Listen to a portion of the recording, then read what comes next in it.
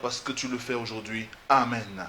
Le thème de ce jour, vous l'avez déjà vu quelque part, vous l'avez probablement vu dans vos réseaux sociaux, peut-être par Facebook, WhatsApp, Instagram ou je passe. Quand l'imparfait de l'humain rencontre le parfait divin. Quand l'imparfait de l'humain rencontre le parfait divin. Voilà le thème sur lequel nous allons épiloguer pendant les quelques minutes qui nous sont consacrées. Aujourd'hui, quand l'imparfait de l'humain rencontre le parfait divin, avant d'entrer dans le débat du fond, permettez-moi de lire le passage biblique dans le livre d'Ésaïe au chapitre 53. Il est écrit: mais il était blessé pour nos péchés. Il parle de Christ bien sûr, mais il était blessé pour nos péchés et brisé pour nos iniquités. Le châtiment qui nous donne la paix est tombé sur lui. Et c'est par ses meurtrissures que nous sommes guéris. Nous étions tous errants comme des brebis. Chacun suivait sa propre voie. Et l'Éternel a fait retomber sur lui l'iniquité de nous tous. Nous sommes bien sûr dans le livre d'Ésaïe. Ésaïe est un auteur exceptionnel. C'est quelqu'un qui a vécu très très très longtemps et qui a donné des prophéties remarquables par leur précision. Par exemple, nous avons cette merveilleuse prophétie concernant le roi Cyrus, dont il a donné au point de donner le nom des dizaines d'années auparavant. Et plus tard, la prophétie est accomplie exactement dans les termes dans lesquels Ésaïe l'avait prononcé. C'est dit que ce prophète avait l'efficacité et la clarté, ou alors j'allais dire l'acuité prophétique de quelqu'un qui a entendu la parole du Seigneur. Et il nous dit que nous étions tous errants comme des brebis.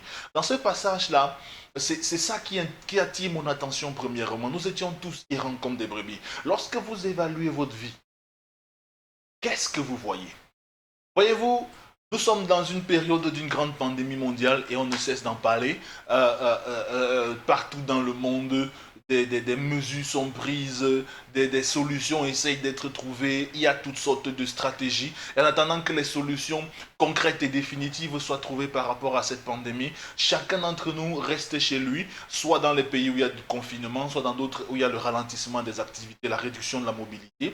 Et ça donne lieu, ou alors c'est une occasion pour chaque être humain de la Terre de se mettre en retrait.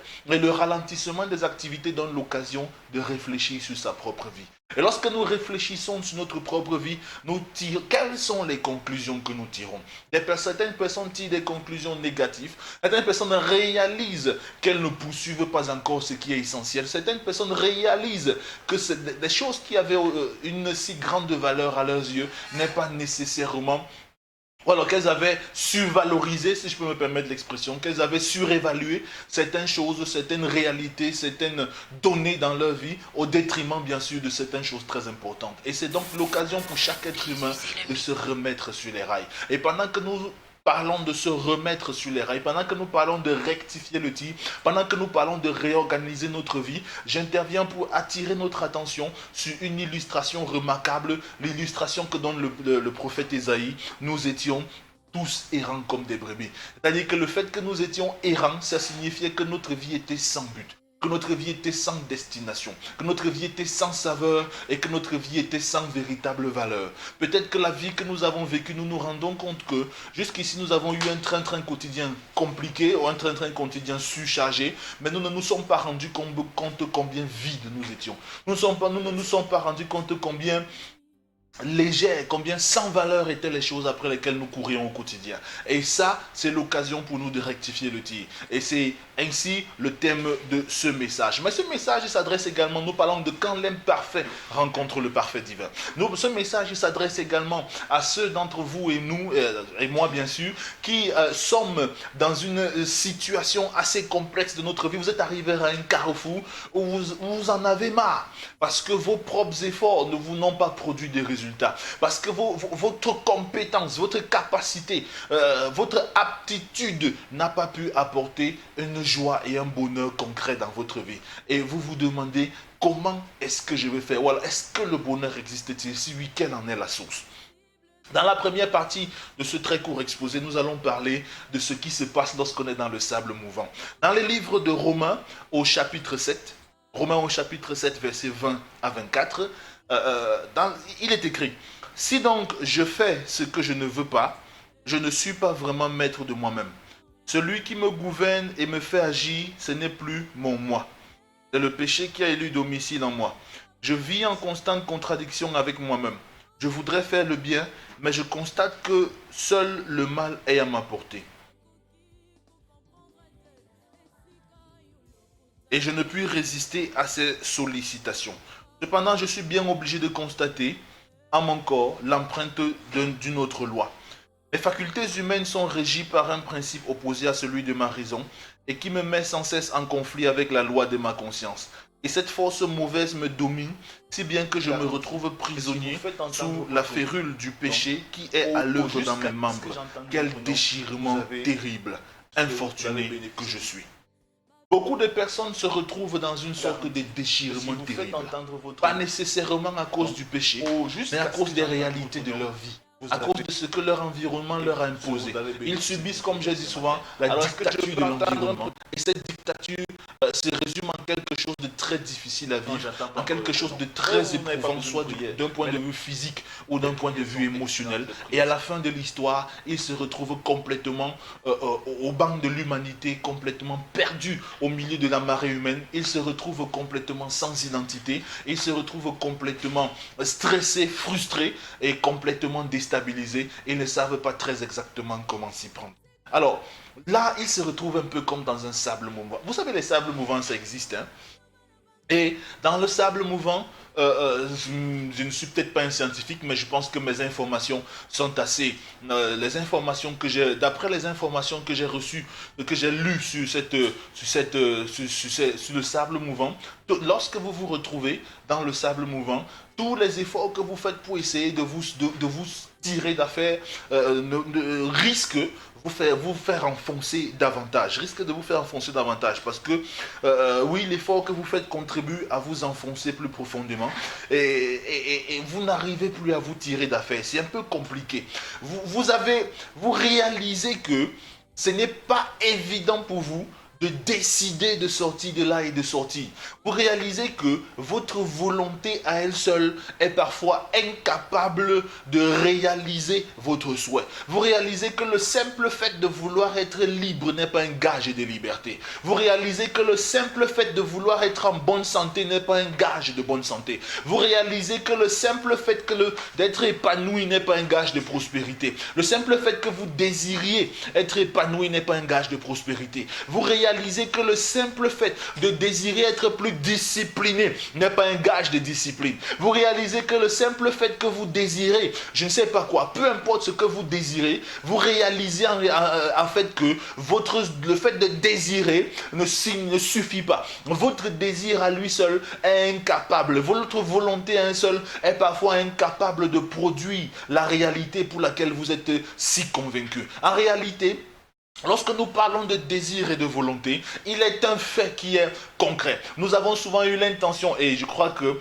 les professionnels du développement personnel le disent si bien, que tout ce que votre volonté, tout ce que votre pensée est capable d'imaginer, votre volonté est capable de réaliser. Mais en réalité, il y a des données concrètes que votre volonté elle seule ne suffit pas. Parfois, vous êtes tellement plongé dans cette drogue, parfois vous êtes tellement plongé dans cette infamie, parfois vous êtes tellement plongé dans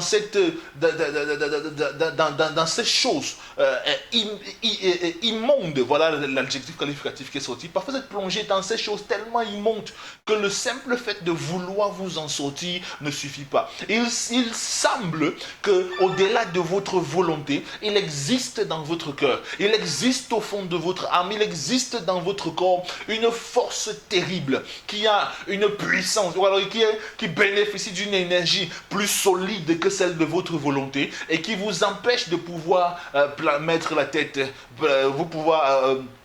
qui vous empêche, voilà j'y arrive, de pouvoir vous tirer d'affaire, qui vous empêche de pouvoir trouver une place sous le soleil, qui vous empêche de pouvoir réaliser les choses que vous avez prévu de réaliser. Je parle comme ça à quelqu'un qui veut sortir de la boisson, quelqu'un qui a pris 1000 résolutions d'abandonner la boisson, parce que quand vous êtes ivre, vous gaspillez votre revenu. Quand vous êtes ivre, vous faites tout un tas de bêtises. Vous êtes même retrouvé avec des maladies vénériennes, avec des maladies sexuellement transmissibles, et vous êtes complètement perdu au milieu de tout ça. Vous êtes allé, vous avez pris toutes sortes de résolutions, vous avez même demandé de l'aide parfois à des personnes autour de vous, vous avez contacté des groupes et ainsi de suite pour pouvoir vous tirer d'affaire. Mais la réalité, c'est que au prochain défi, à la prochaine difficulté, vous avez replongé. La vie est faite des défis, la vie est faite des difficultés, la vie est faite des situations et des réalités qui remettent sans cesse en cause toutes nos convictions et toutes les choses et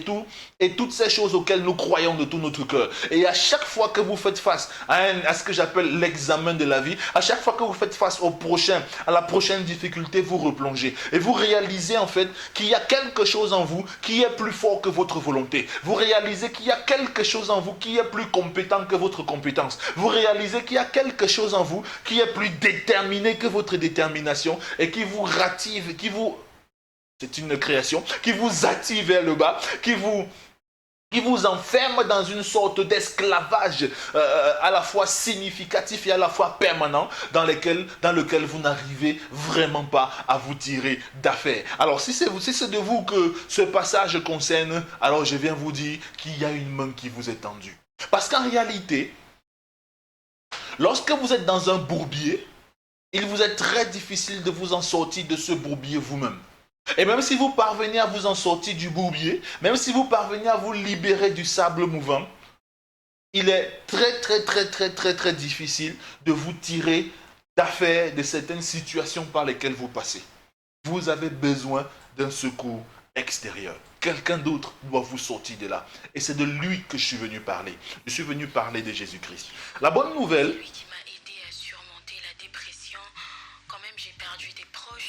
La bonne nouvelle que je viens vous donner ce matin, c'est que Jésus-Christ va vous tirer d'affaire. C'est que Jésus-Christ peut vous tirer d'affaire. Et surtout, c'est que Jésus-Christ veut vous tirer d'affaire. Et il vous tend la main comme il l'a tendu à des centaines de milliers de personnes, comme il me l'a tendu à moi, et comme il continue de tendre la main à toute personne, à tout être humain et à tout individu. Pourquoi? Voilà, comment est-ce que cela se passe? Dans le livre de l'Évangile, au chapitre 3, il y a un monsieur qui écoutait les enseignements de ce Jésus, il s'appelait Nicodème.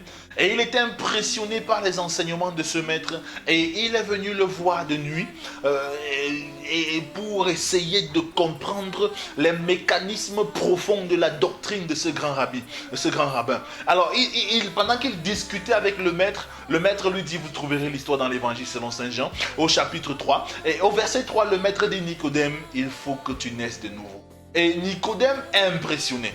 Nicodème jusqu'ici ne comprend pas l'essence même de la doctrine de l'enseignement de ce rabbin. Et Nicodème au verset 4 pose la question, est-ce qu'un homme déjà âgé, c'est-à-dire est-ce que moi qui suis un homme âgé et mature, est-ce que je dois encore entrer, est-ce que je peux encore revenir dans le sein maternel pour que ma mère me mette au monde à nouveau? Qu'est-ce que vous voyez dans ce que Nicodème essaie d'expliquer? Je ne sais pas ce que vous voyez, mais moi, je vois que Nicodème comprend que c'est à lui de réaliser le projet que Jésus-Christ lui demande derrière, c'est que Jésus-Christ vient d'exprimer. Quand Jésus-Christ dit il faut que vous naissiez de nouveau, Nicodème réalise que naître de nouveau est une activité qui dépend de sa volonté et qui doit émaner de lui du début à la fin. Mais si naître de nouveau, ou alors si le bénéfice qu'il y a à naître de nouveau doit être le fruit de l'activité de Nicodème, pourquoi est-ce qu'il ne l'a pas fait depuis? Pourquoi est-ce qu'il a été incapable de faire depuis? Et plus important, pourquoi est-ce que Jésus-Christ serait venu? En réalité, lorsque Jésus lui dit il faut que vous naissiez de nouveau, Jésus ne lui a pas encore exprimé le mécanisme, c'est-à-dire comment ça va se passer, que Nicodème a déjà essayé de voir dans tout ça, ce qu'il va essayer de faire pour se tirer d'affaire. C'est le propre de chacun d'entre nous aujourd'hui. À chaque fois que nous faisons face à un problème, nous avons tout fait de nous asseoir et d'élaborer une stratégie de sortie de crise, d'élaborer une stratégie, un programme, ou alors je ne sais pas quoi. Ça, c'est une très bonne chose et je vous encourage vivement à le faire. Mais je tiens à vous dire qu'il y a des difficultés, des situations, qu'il y a des traits de votre vie pour lesquels vous avez besoin d'un secours extérieur. Et ce n'est pas une stratégie qui vous tirera d'affaire. Vous avez besoin que quelqu'un d'autre vous tende la main. Et c'est exactement ce qui s'est produit. Lorsque Lorsque Jésus-Christ vient dire à Nicodème, il faut que vous naissiez de nouveau. Nicodème se voit déjà par un mécanisme complexe, ou je ne sais pas, par un processus par un processus chimique par lequel il va redevenir un embryon, il va être réintroduit dans le sein maternel, il va encore faire 9 mois dans le sein maternel, et puis il va naître encore, et il y aura je ne sais pas quoi qui va se passer, et ainsi de suite, et il pourra finalement atteindre le royaume des cieux. Et si c'est et pour ceux dont la maman est décédée, on va faire comment?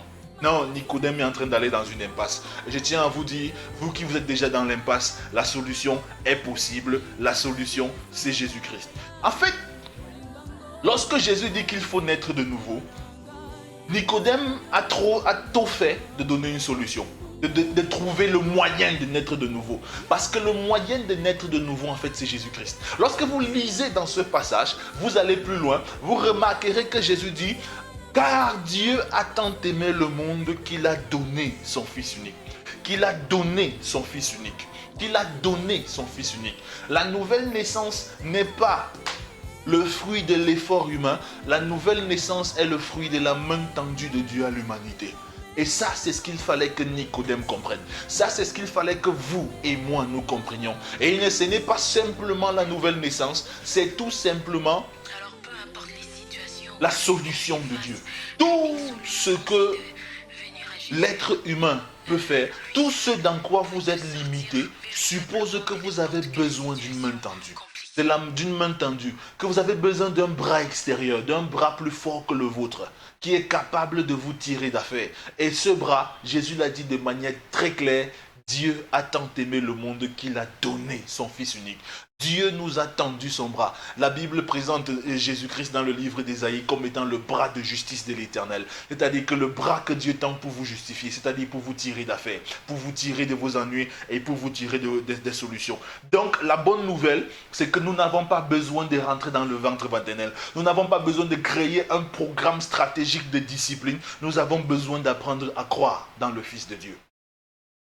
Et quand nous parlons de croire, et je vais vous dire en réalité ce qui se passe lorsque vous croyez. La parole de Dieu a été donnée depuis des siècles et parfois depuis des millénaires. Et cette parole, vous l'avez dans vos mains, c'est la Bible.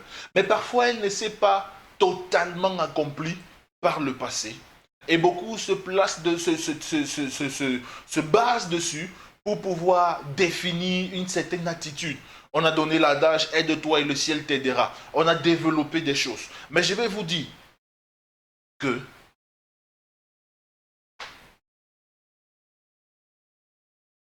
dans l'évangile selon Saint Luc au chapitre 4, Jésus dit « Cette parole que vous venez d'entendre est accomplie ».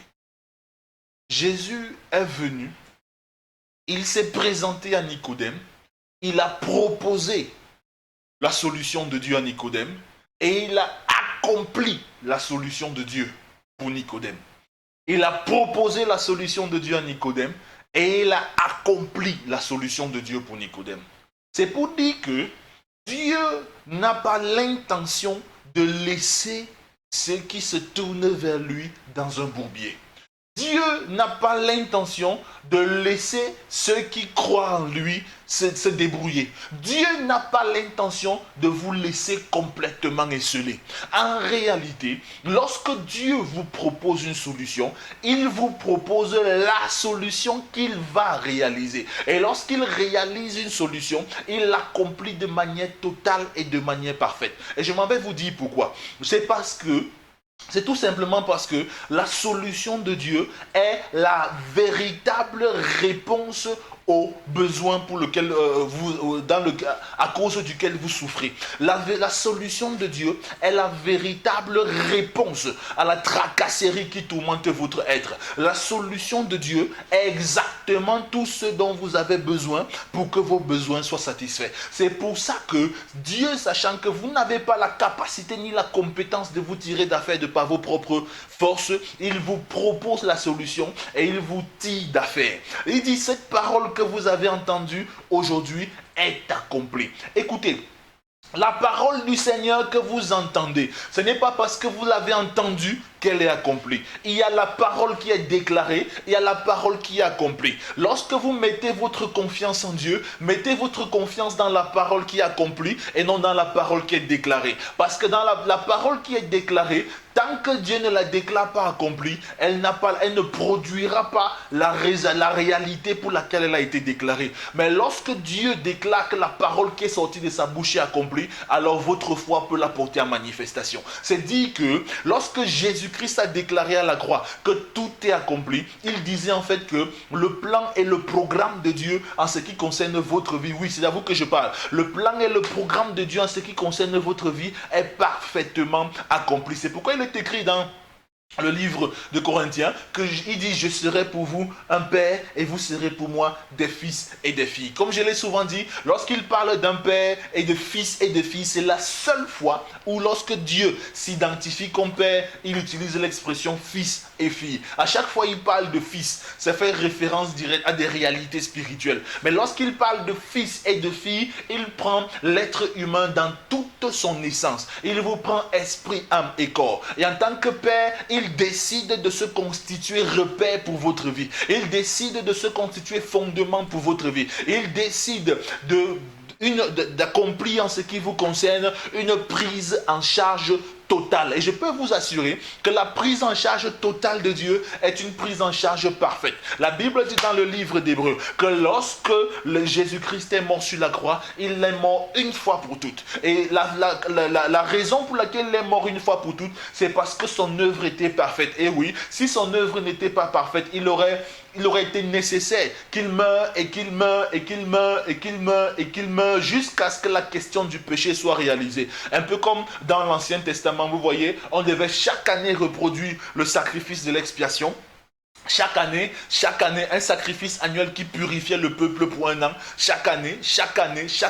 Mais si Jésus-Christ n'a pas besoin de revenir chaque année mourir sur la croix, c'est simplement parce que son œuvre est parfaite. Son œuvre est totale, son œuvre est complète. Et c'est une œuvre complète qui est rendue disponible en votre faveur. C'est une œuvre complète qui est rendue disponible en votre faveur. C'est une œuvre complète et totale et parfaite qui vous permettra de vous tirer d'affaire, qui vous permettra de vous réveiller de la léthargie, du péché, de la destruction, de la dépravation, de la déstabilisation et j'en passe. L'œuvre de Jésus-Christ est une œuvre complète et il vous appelle à croire. Mais il vous appelle à croire à quoi? Il vous appelle, comme il a appelé Nicodème, à croire en son amour. Parce que l'amour de Dieu est la réponse universelle.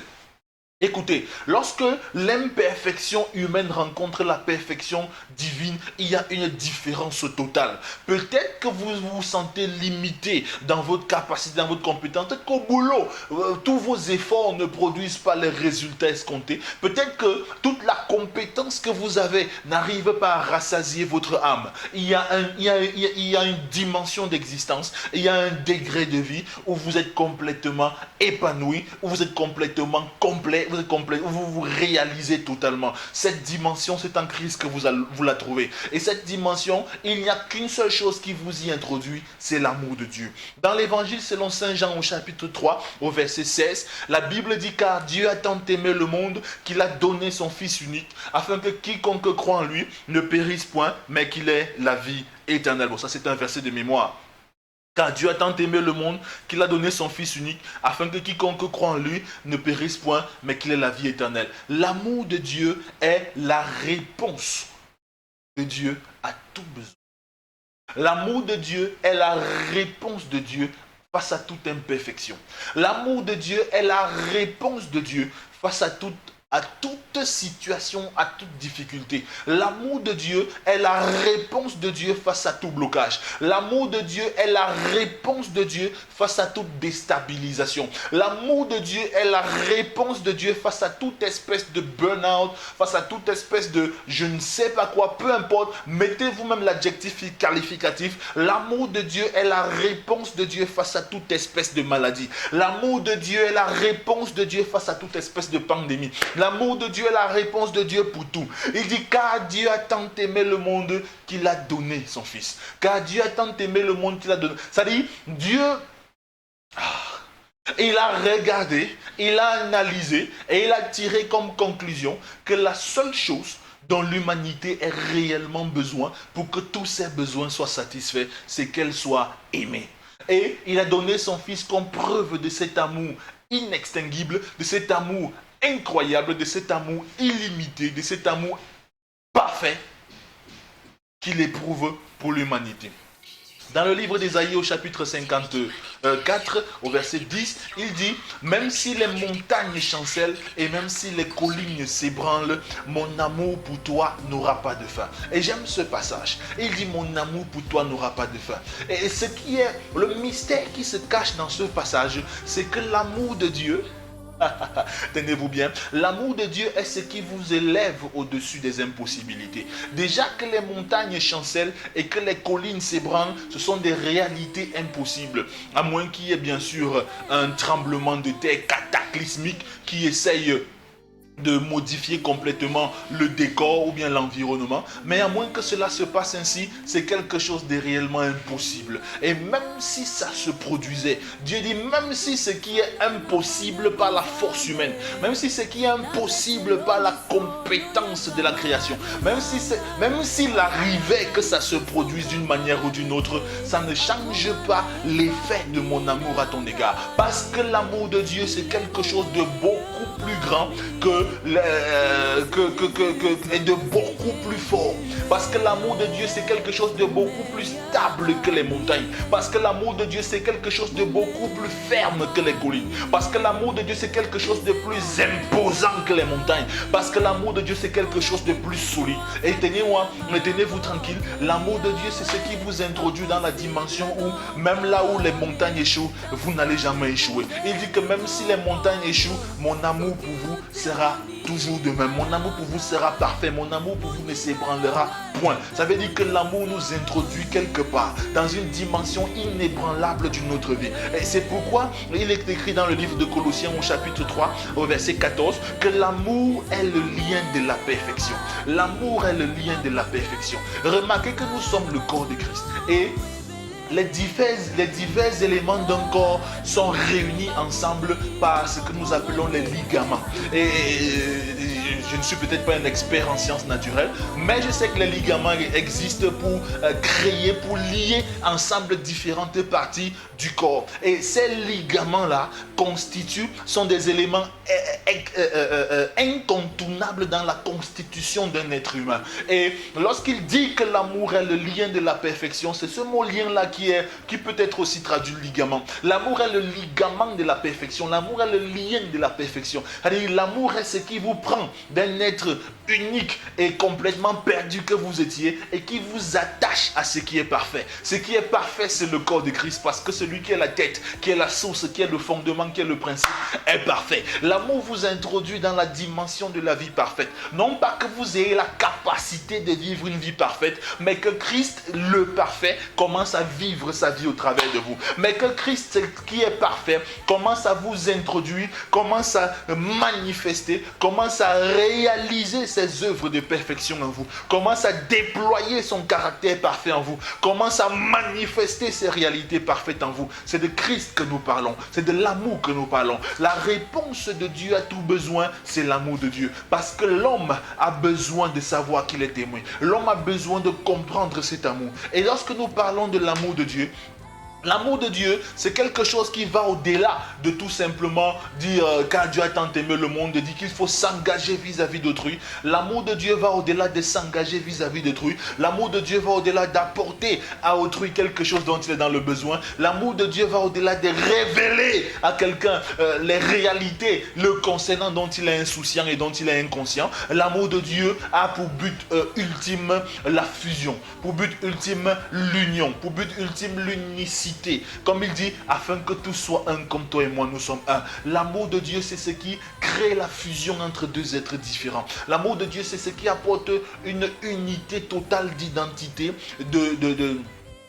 d'identité, de capacité et de perspective entre deux êtres qui sont complètement distincts. Et lorsque nous attrapons, lorsque nous saisissons, lorsque nous discernons l'amour de Dieu, nous entrons dans une autre dimension d'existence. Nous entrons dans une dimension d'existence où nous ne travaillons pas vers la perfection, mais où nous bénéficions des grâces surpromises à David à cause de l'œuvre parfaite de Jésus-Christ. Vous souvenez-vous que l'Écriture dit qu'en ce qui concerne les promesses de Dieu, c'est en Christ qu'elle le oui. Et c'est encore par lui qu'elle l'amène à la gloire de Dieu le Père Tout-Puissant. Lorsque nous entrons dans la dimension d'existence que Christ nous propose, dans cette dimension, c'est une dimension dans laquelle il a tout accompli. C'est une dimension dans laquelle nous ne sommes pas les producteurs, mais nous sommes les pacificateurs de cette existence merveilleuse, de cette existence qu'il a introduit et qu'il nourrit en nous par la présence du Saint-Esprit. Oui, l'amour de Dieu est la réponse universelle de Dieu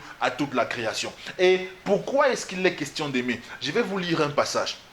Quand on dit que l'amour est le lien de la perfection, si nous ouvrons dans le livre d'Éphésiens au chapitre 1,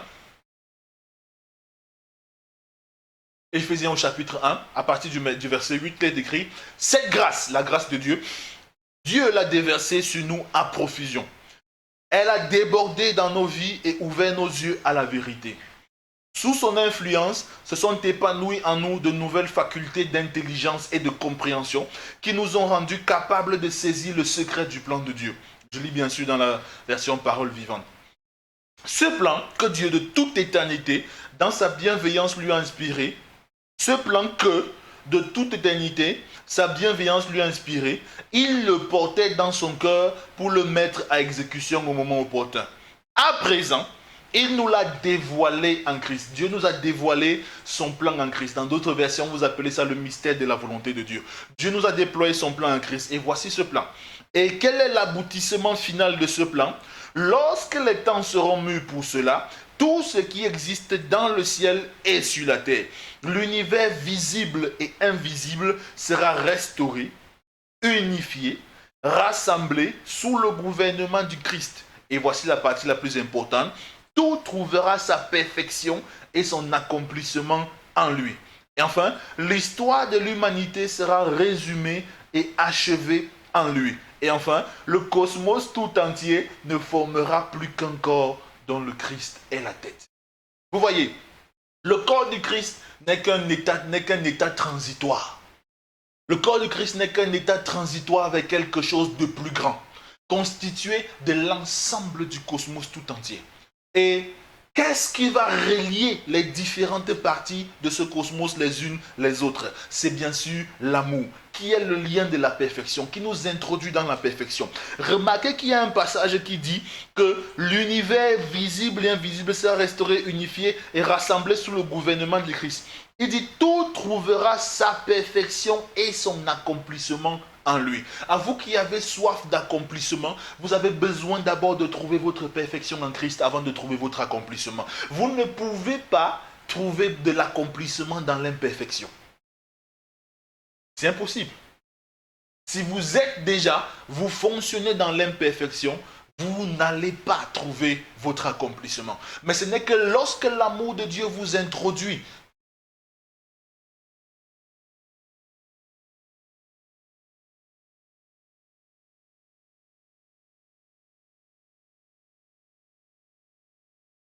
vous ne pouvez pas trouver votre perfection dans l'imperfection. Ce n'est que lorsque l'amour de Dieu vous introduit dans une dimension parfaite d'existence que vous allez trouver votre perfection, que vous allez trouver votre accomplissement, que vous allez trouver votre épanouissement. Écoutez, dans le jardin d'Éden, la Bible dit que tout ce que Dieu a créé était très bon. Et bien sûr, Dieu a confié à Adam la responsabilité de cultiver le jardin. Et Dieu, ayant confié à Adam la responsabilité de cultiver le jardin, il est resté dans ce jardin jusqu'au jour où sa perfection a été changée en imperfection. La Bible dit en ce jour-là, la Bible dit concernant ce jour-là dans Romains chapitre 8, que la création a été soumise à l'inconsistance par celui qui lui a soumis. Donc ça veut dire que ce jour-là, il a trouvé l'imperfection. Le jour où sa perfection a été changée en imperfection, Adam, toute la création est rentrée dans l'inconsistance. Toute l'humanité est rentrée dans l'inconsistance. Ça veut dire que si l'humanité est par définition dans l'inconsistance, la perfection ne s'accomplit pas. Ou alors l'accomplissement total ne s'accomplit pas, ne se réalise pas dans l'inconsistance. Vous avez besoin de retrouver votre consistance. Vous avez besoin de renouer avec votre véritable identité en Christ. Vous avez besoin de revivre ce que vous êtes censé vivre. Vous avez besoin de retrouver votre véritable identité, le qui vous êtes en Christ. Et ça, ce n'est que l'amour qui vous y introduit. Et ça, ce n'est que par l'amour que vous pouvez y entrer. Et ça, ce n'est qu'à cause de l'amour que vous pouvez y entrer. L'amour est le seul moyen. L'amour est la seule porte. L'amour est la seule opportunité qui vous est offerte. Qui que vous soyez, l'amour de Dieu, bien sûr. Je ne vous parle pas d'aller offrir quelques morceaux de savon à votre prochain et de vous dire, bon, voilà, je suis bon, je suis en train d'aimer mon prochain. Non, ce n'est pas de ça que je parle. Je parle de l'amour de Dieu. L'amour du prochain n'a aucune valeur s'il n'est pas la conséquence de l'amour de Dieu. Et l'amour de Dieu, du Dieu véritable, l'amour de Jésus-Christ. Donc, c'est de ça que nous parlons. Nous parlons de s'ouvrir à Jésus-Christ. Nous parlons de laisser l'amour de Jésus-Christ inonder notre âme. J'étais impressionné lorsque l'apôtre Paul développe des mystères impressionnants aux Éphésiens. Et lorsqu'il a fini de développer ces mystères au chapitre 3, il se met à prier que ces derniers soient remplis d'amour. Que le Seigneur révèle à ces derniers la longueur, la largeur, la hauteur et la profondeur de l'amour pour qu'ils soient remplis jusqu'à toute la plénitude. Oui, parce que peu importe le degré de connaissance que vous avez, il n'y a que l'amour qui peut la rendre effective. En réalité, tout ce que vous avez n'a aucune valeur si l'amour ne peut pas la rendre effective. Comme quelqu'un l'a dit quelque part, l'amour est le carburant de l'existence humaine. L'amour de Dieu est le carburant de l'existence humaine. La compétence, la qualité, la capacité, l'onction, la sagesse, la puissance, tout ce que vous pouvez mettre dans votre vie n'a aucune valeur si ce carburant qui est l'amour n'est pas effectif et n'est pas opérationnel dans votre vie. C'est pour ça que chaque être humain a besoin de revenir à Dieu. Vous avez besoin de revenir à Dieu et d'apprendre à aimer. Ne me demandez pas qu'est-ce qui me fera savoir que je suis en train d'aimer, que l'amour de Dieu en moi, et qu'est-ce qui me fera savoir que l'amour de Dieu n'est pas en moi. Je ne peux pas vous dire que si vous montez, sachez que l'amour de Dieu est en vous. Si vous descendez, sachez que l'amour de Dieu est en vous. Mais ce que je vais vous dire, c'est ouvrez votre cœur à Jésus-Christ. Et ouvrez votre cœur à la parole de Dieu. Parce qu'il est amour. Et parce que lorsqu'il est amour, il vous révélera la vérité profonde qui est en lui. Dans la dimension de la perfection que l'amour, dans lequel l'amour vous introduit, les réalités telles que les mots possibles et impossibles disparaissent. Écoutez, à vous dont l'existence est complètement effarouchée, à vous qui êtes complètement moqué, qui êtes rejeté au quotidien, je vais vous dire que votre vie n'a pas encore commencé. Votre véritable existence, ou alors le point de départ de votre véritable existence, c'est lorsque vous faites la rencontre merveilleuse du Seigneur et Sauveur Jésus-Christ. Et là, en ce moment-là, vous êtes complètement restauré. Et vous êtes plus que restauré. Dans le passage que nous avons lu, dans le livre d'Ésaïe au chapitre 54, il a dit que son amour est au-dessus des montagnes et des collines. De telle sorte que même si les collines s'ébranlent et que les montagnes chancellent, son amour lui est stable. Ça veut dire que son amour vous introduit dans une dimension d'existence dans laquelle la perfection, les mots possibilité ou impossibilité n'ont aucune valeur. Parce que Dieu ne veut simplement pas réaliser les choses possibles dans votre vie. À chaque fois que le mot possible est prononcé, le mot impossible n'est jamais loin. Possible et impossible sont comme deux pièces de la même monnaie et qui sont en train d'aller ensemble. Possible et impossible sont comme la loi et le péché. À chaque fois que nous évoquons des possibilités, ça veut dire que les impossibilités ne sont jamais loin. Mais Dieu, avec lui et avec l'amour qu'il vous offre par Jésus-Christ, il n'y a plus de possibilité, il n'y a plus d'impossibilité. Il y a un seul mot, sa volonté. Les notions de possibilité et d'impossibilité disparaissent. Tout ce qui compte, c'est ce que Dieu pense. Et à chaque fois que vous êtes en droite ligne avec ce que Dieu pense, la création tout entière est à vos pieds. La création tout entière est à genoux devant vous. La Bible dit dans le livre de Philippiens, écoutez-moi, dans le livre de Philippiens, l'Écriture dit que Dieu a souverainement élevé Christ et lui a donné le nom au-dessus de tout nom, afin qu'à la mention du nom de Jésus-Christ, tout genou fléchisse dans le ciel, sur la terre et sous la terre. Et toute langue reconnaisse que Jésus-Christ est Seigneur à la gloire de Dieu Tout-Puissant. Je m'en vais vous dire quelque chose. Ce Christ dont on parle, il est la tête du corps de Christ.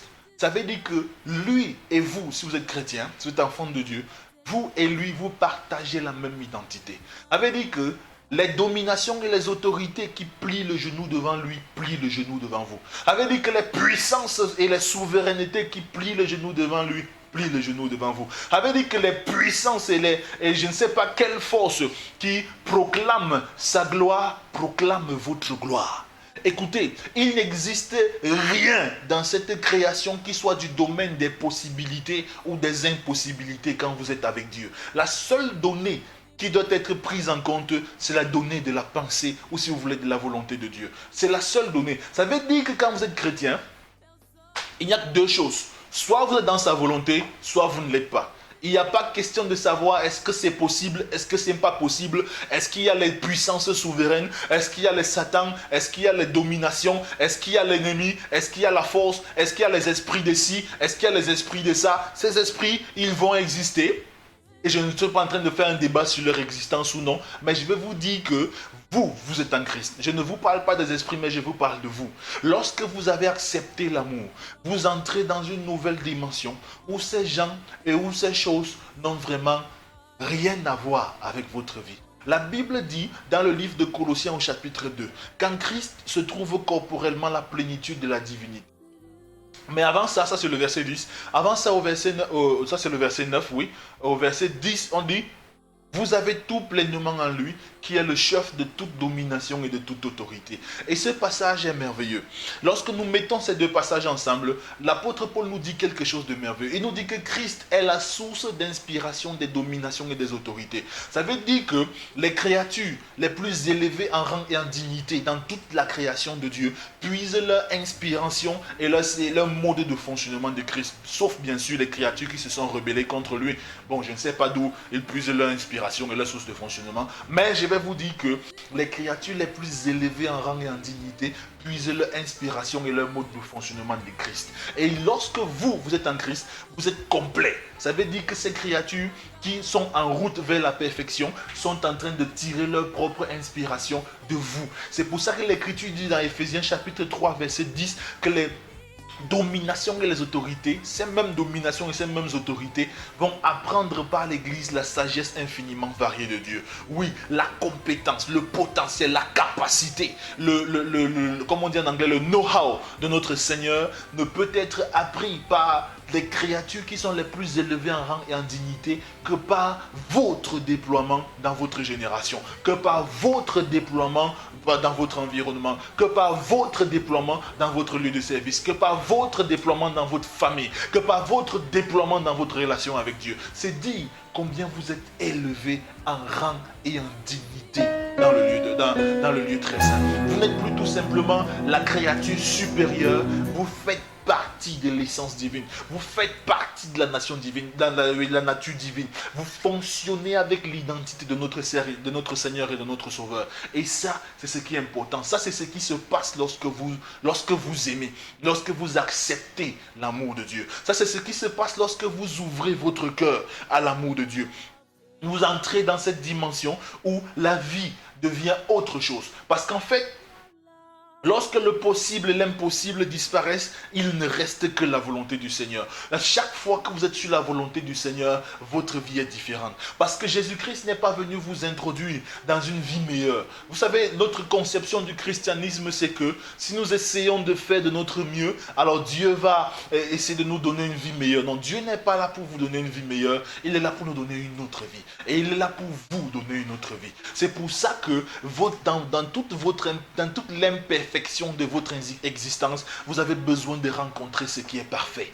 Vous avez besoin de rencontrer ce qui est total. Vous avez besoin de rencontrer ce qui est complet. Et lorsque vous entrez en contact avec ce qui est total et avec ce qui est complet, alors vous passez à la dimension supérieure. Vous passez de l'autre côté de l'existence. Et là, je vais vous dire, c'est un univers merveilleux. C'est un univers sans aucun stress. Mais un univers, c'est une vie sans aucun stress, sans aucun trouble, sans aucune inquiétude, sans aucune...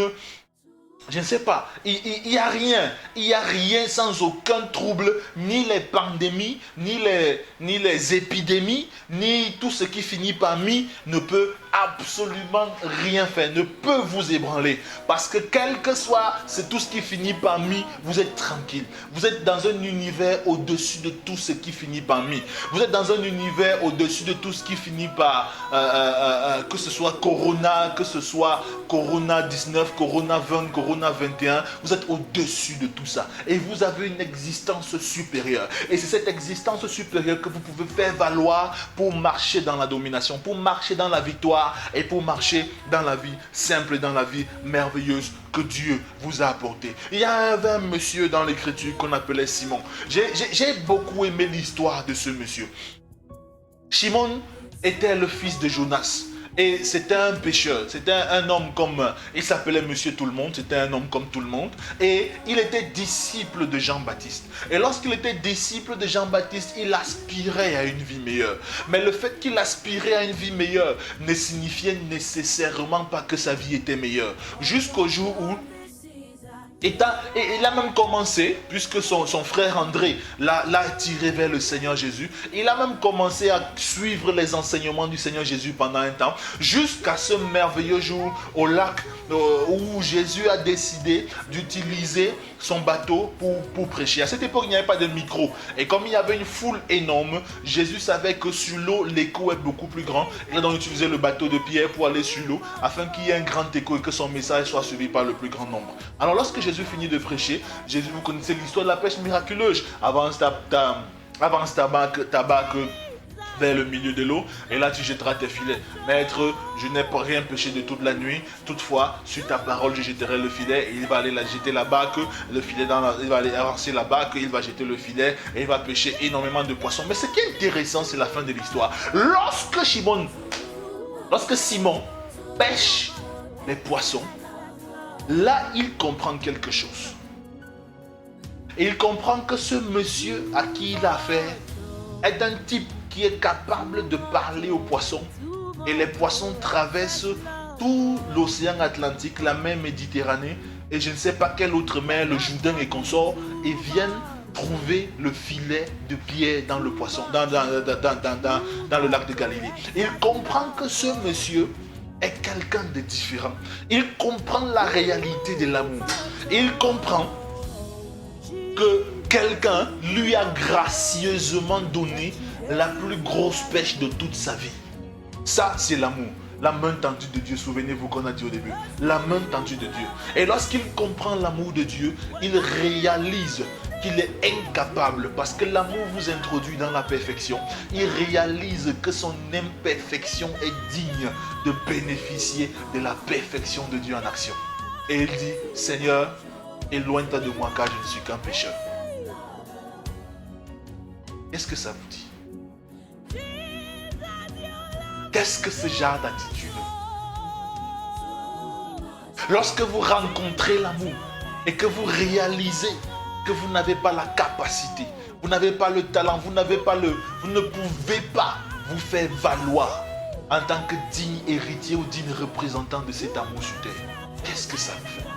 Il dit, Seigneur, éloigne-toi de moi. Mais la réponse de Jésus est sans équivoque. Suis-moi. En d'autres termes, Jésus lui dit, désormais, je remplacerai ton imperfection par ma perfection. Et c'est comme ça que Simon est devenu Céphas. Vous avez une identité en Jésus-Christ. Écoutez-moi bien. Vous avez une identité en Jésus-Christ. Peut-être que tout le monde voit en vous Simon. Peut-être même que vous vous appelez Simon. Peut-être que votre identité actuelle est une identité d'échec. Faites d'échecs, faites des déstabilisations, de pauvreté, de peur, de stress.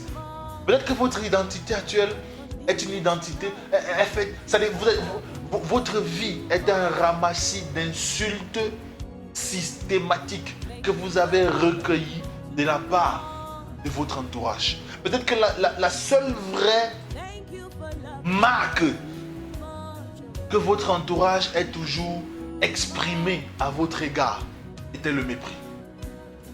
Mais je vais vous dire, il y a quelqu'un qui est capable de vous transformer, de transformer le Simon qui est en vous en Cépha. Vous savez, ce Simon-là, personne n'en prenait qu'à. Ce Simon-là n'intéressait personne. Ce Simon-là n'était qu'un pécheur lambda. Peut-être que c'était même un mauvais mari. Peut-être que c'était même un type bizarre. Peut-être, je ne sais pas jusqu'à ce que peut-être que c'était un homme instable. Peut-être que je ne suis pas psychologue pour essayer de développer son caractère. Mais ce que je vais vous dire, c'est que Jésus lui a dit, tu es pierre et sur cette pierre, je bâtirai mon église. Tu ouvriras les portes de l'église. En gros, je paraphrase Matthieu chapitre 6, verset 16 jusqu'à 21. Jésus a dit à Pierre que c'est toi qui ouvriras les portes de mon royaume. Ah, quel petit homme! Et effectivement, c'est Pierre qui a prêché à Jérusalem aux Juifs et c'est Pierre qui a prêché à Césarée aux non-juifs. Prenons une autre histoire. Prenons l'histoire de Saul. On va prendre les histoires les plus connues aujourd'hui parce que nous allons vers la fin. Prenons l'histoire de Saul. Ce monsieur était un criminel. On peut dire, comme a dit quelqu'un, il buvait le sang des chrétiens. Pas de n'importe qui. Hein. Vous savez, on vous parle des loges, des sectes et des gens qui boivent le sang. Bon, ils boivent, c'est déjà un crime odieux de boire le sang humain, mais encore le sang du chrétien. C'est-à-dire que c'est la plus pire insulte au Dieu des chrétiens. Bien sûr, je ne crois pas que Saul ait jamais bu du sang, mais je pense que c'était une expression pour illustrer la haine que ce monsieur avait vis-à-vis des chrétiens. Il en a fait tuer beaucoup, il en a fait lapider beaucoup, il en a mis beaucoup en prison, et la Bible dit qu'il respirait le meurtre contre eux, contre les chrétiens. Et il était déterminé à les éradiquer de la surface de la terre. Jusqu'au jour où il a rencontré l'amour. La seule question qu'il a posée, la seule réaction qu'il a eue quand il a rencontré l'amour, c'est de poser une question. Qui es-tu, Seigneur?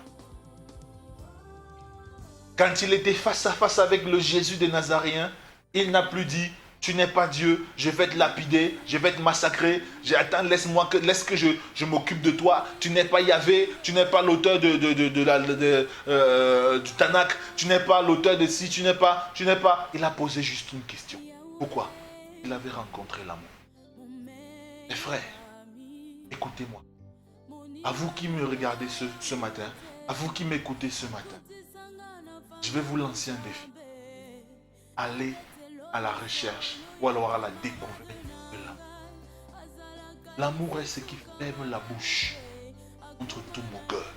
L'amour est ce qui fermera la bouche contre toute pauvreté. L'amour est ce qui va vous satisfaire. L'amour est la source de votre guérison. L'amour est la source de votre épanouissement intérieur. L'amour est ce qui va vous L'amour est ce qui va vous L'amour est ce qui va vous restaurer. La réponse de Dieu à l'humanité, à chaque besoin de l'humanité. On prie. Est-ce que votre amour, est-ce que vous avez déjà découvert l'amour de Dieu? Vous n'avez jamais découvert l'amour de Dieu. Je vais vous encourager aujourd'hui à ouvrir votre cœur. Tout commence par une décision.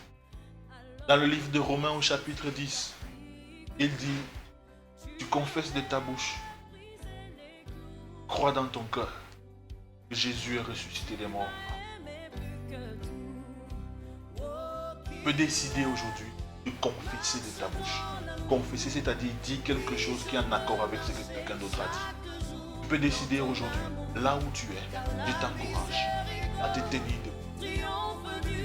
Si dans ton cœur tu es convaincu par la voix de l'Esprit du Seigneur qui te parle, tu es convaincu qu'il est temps pour toi de découvrir l'amour, que tout simplement dire, je confesse que Jésus-Christ, je crois Jésus-Christ.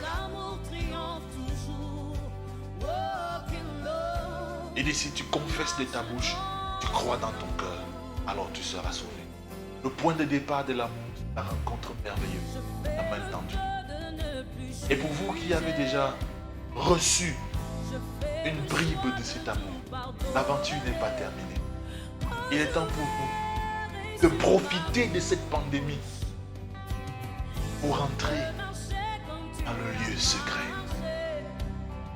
Pour entrer dans le lieu secret de la méditation, de la prière, de la louange. Et dire, Seigneur, révèle-moi ton cœur. N'allez pas prier pour dire, Seigneur, augmente mon capital, augmente mon compte bancaire, augmente mon capital, donne-moi plus donne-moi un boulot, donne-moi ci, donne-moi ci. Je vous assure, ces choses viendront. Et il est temps dans cette saison. Seigneur, fais-moi. Je vous assure, on n'en a jamais assez. On n'en a jamais assez. L'amour est la perfection. La seule perfection pour l'humanité. L'amour est ce qui comble tout. Lorsque l'amour de Dieu remplit votre cœur, votre existence devient comme un jardin en fleurs. Vous avez besoin de rentrer dans le lieu. Rentrer dans sa présence.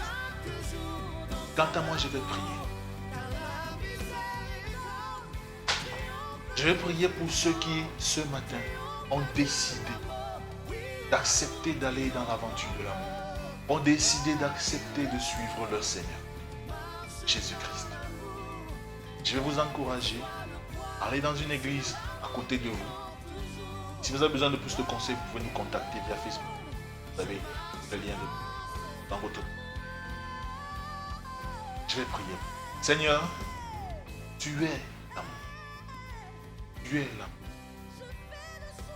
Ton amour a présidé à la création. Ton amour a conduit au salut. Et ton amour conduit à la perfection des saints. Ton amour est tout ce dont nous avons besoin. Ma prière, Seigneur, pour ceux qui acceptent de suivre l'aventure de l'amour ce soir. Et pour ceux qui avaient déjà accepté le Seigneur et qui veulent désormais connaître et comprendre l'amour de Dieu, ma prière est la même. Seigneur, révèle ton cœur à ces personnes. Jésus a dit, tout est accompli. Qu'est-ce qui est accompli? Ta promesse qui disait que dans 7 ans, la terre entière sera remplie de la connaissance de l'Éternel, comme l'eau remplit l'océan. Et la seule marque précise et spécifique, la première marque précise et spécifique de la connaissance de l'Éternel, c'est l'amour. Parce que Jésus a dit, à ceci tous reconnaîtront que vous êtes mes disciples si vous avez de l'amour.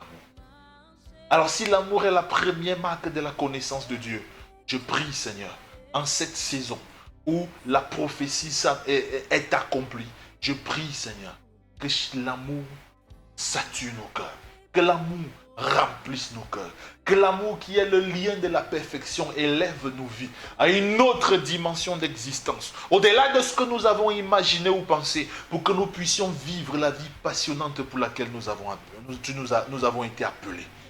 Tu nous as connus avant la fondation du monde et tu nous as adoptés en Christ, non pas pour que nous vivions dans la crise, mais nous vivions une vie sans crise, pour que nous vivions une vie complètement basée sur les principes célestes.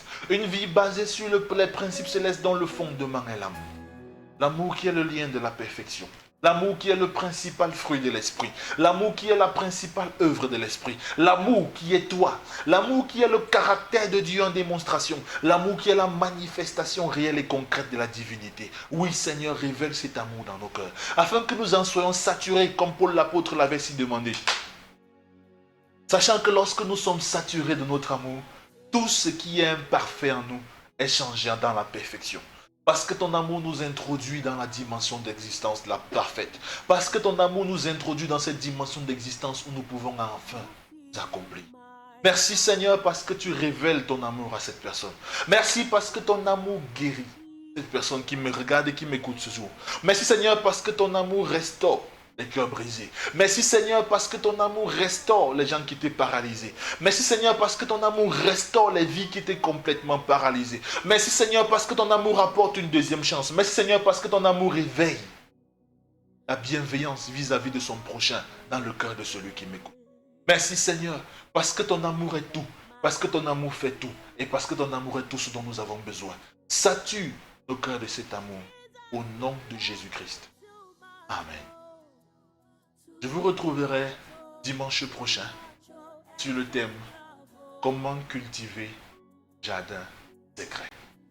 Restez connectés, abonnez-vous sur la page et restez connectés. Nous vous informerons pendant la semaine, nous vous informerons au moment opportun des dates, c'est-à-dire que de l'heure et du moment du passage au dimanche prochain. Et je vous invite non seulement à être là, mais à inviter d'autres personnes afin que nous puissions découvrir des choses merveilleuses. Nous voulons voir ce que ça signifie avoir un jardin et être un jardinier. Surtout comment cultiver son jardin.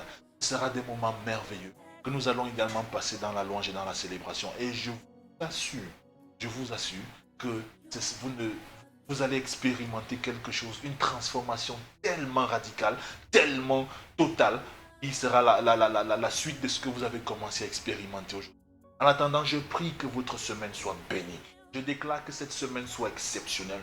Je déclare qu'aucune mauvaise nouvelle ne vous rencontrera pendant cette semaine. Je déclare que votre semaine est une semaine sous la houlette et la couverture de l'amour. Et pendant que vous allez à la découverte de l'amour dans votre vie, dans votre existence, qu'il n'y ait aucun obstacle qui vous freine, qui vous stoppe, qui vous arrête, qui vous limite, ou bien qui vous déconcentre par rapport à votre quête de l'amour. Afin que lorsque vous avez trouvé l'amour, que votre vie végète comme un jardin de fleurs. Merci et je remercie le Seigneur qui vous a permis d'écouter cet enseignement parce que je sais que cela n'est pas vain et parce que je sais que la transformation est concrète dans votre vie. Bye bye.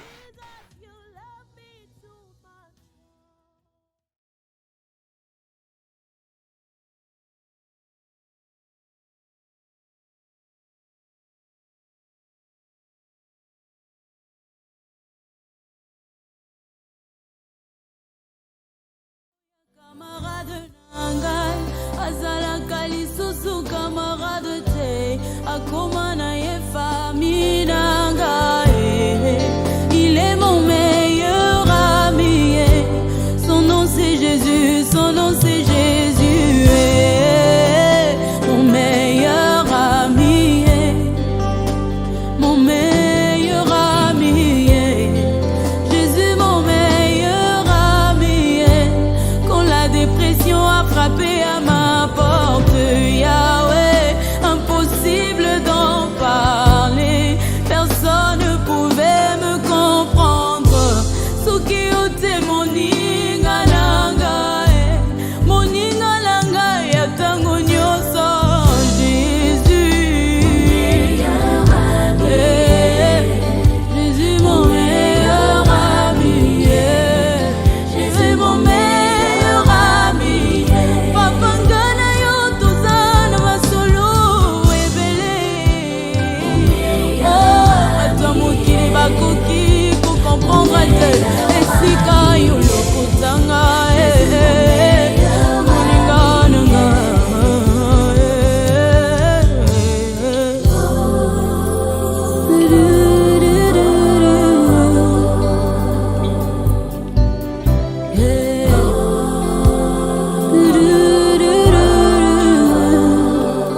Na mokili naza na bakamarade ebele, kasi soki nazangi naza lisusu na eloko te.